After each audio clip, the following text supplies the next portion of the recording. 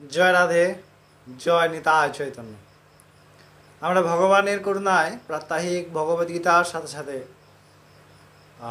বিভিন্ন পুরাণ ও শাস্ত্র সমন্বিত আধ্যাত্মিকতার সঙ্গে যুক্ত তত্ত্বগুলি সম্পর্কে আলোচনা করে থাকি।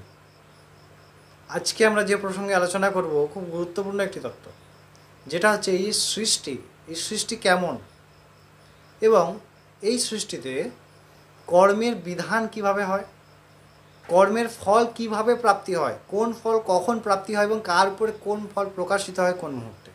চলুন সেই সম্পর্কে আলোচনা করব। আমরা প্রায়শই একটা জিনিস দেখতে পাই যে যারা অসৎ কাজ করেন তারা খুব ধনী হন, তাদের অনেক অর্থ হয়, তারা খুব ভালোভাবে জীবন কাটান। তখন আমাদের রাগ হয় ভগবানের উপরে যে ভগবান বোধহয় বলে কিছু নাই, কারণ ও তো অসৎ কাজ করছে কিন্তু অনেক বড় হচ্ছে, অনেক সুখ ভোগ করতে পারছে, অনেক টাকা, অনেক অর্থ, অনেক সম্মান, কিন্তু আমি যত ভালোভাবে চেষ্টা করছি ধর্মপথে চলার আমার অবনতি হচ্ছে। এই জায়গায় একটি ভুল হয় যে আমরা প্রধানত আমাদের কর্মের বিধানটাই জানি না।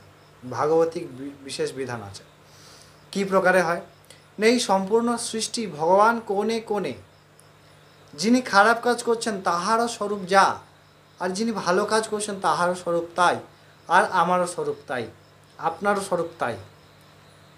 মাত্যা পরতরং নান্যাত কিঞ্চিদস্তি ধনঞ্জয়।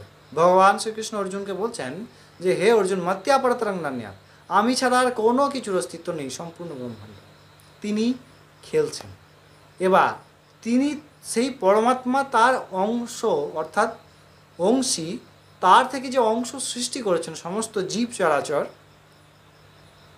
আমরা সেই ভগবত অংশ হয়ে আমাদের অন্তঃকরণ এবং বহিঃকরণ, পাঁচটি ইন্দ্রিয় এবং অন্তঃকরণ, মন বুদ্ধি চিত্ত অহংকার, এইগুলির দ্বারা পরিচালিত হয় এবং এইগুলিকে আমি অর্থাৎ এই দেহেও ভেবে ভগবান স্বরূপ ভুলে এই প্রকার কর্মে গতি হয়েছে।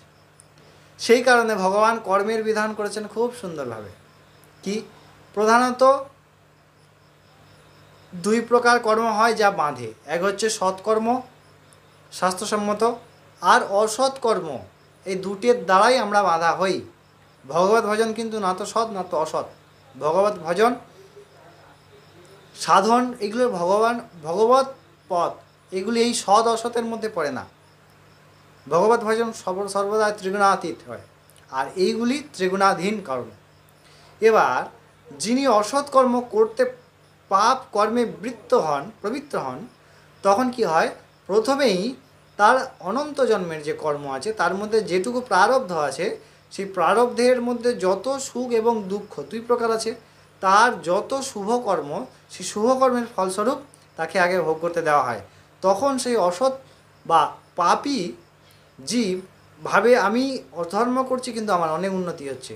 যখন লিফটে করে তোলা হয় মনে হয় খুব সুন্দর হচ্ছে, কিন্তু সেই 10 তলায় তুলে সেখান থেকে পটকানো হবে সেটা তিনি বুঝতে পারেন না। তাই সাধু সাবধান, ফের করি অবধান, অত্যন্ত গুরুত্বপূর্ণ বিষয়। তো তিনি কি করেন, তখন আরও পাপ কর্মেই প্রবৃত্ত হন।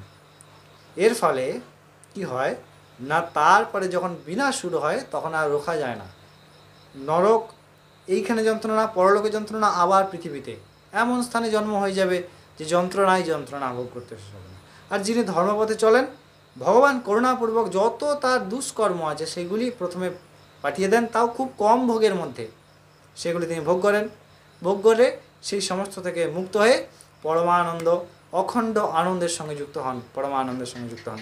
তাই এইগুলিতে যেন আমরা বিচলিত না হই। যারা ভগবত ভজন করি, আমরা ধৈর্য রেখে সেই ভগবানের উপর শ্রদ্ধা রেখে নিরন্তর সেই ভগবানের আশ্রয়, নিরন্তর সেই পরমাত্মার চিন্তন, নিরন্তর সেই পরমাত্মার সৃষ্ট শাস্ত্রীয় বিধান ধর্মপথে আমরা চলি, ভগবানের নাম করি, তাহলে নিশ্চিত আমাদের পরম কল্যাণ হবে, পরম গতি হবে। আমরা তাও জানি না। তাই এইভাবে আমরা এগিয়ে চলি আমাদের সাধন পথে। আশা করি এই প্রসঙ্গটি অবশ্যই বুঝতে পেরেছেন। আমরা পরের দিন আবার কোনো প্রসঙ্গ নিয়ে ফিরে আসি। ততক্ষণ আপনারা অনেক ভালো থাকবেন, সুস্থ থাকবেন। জয় রাধে, জয় নিতাই চৈতন্য।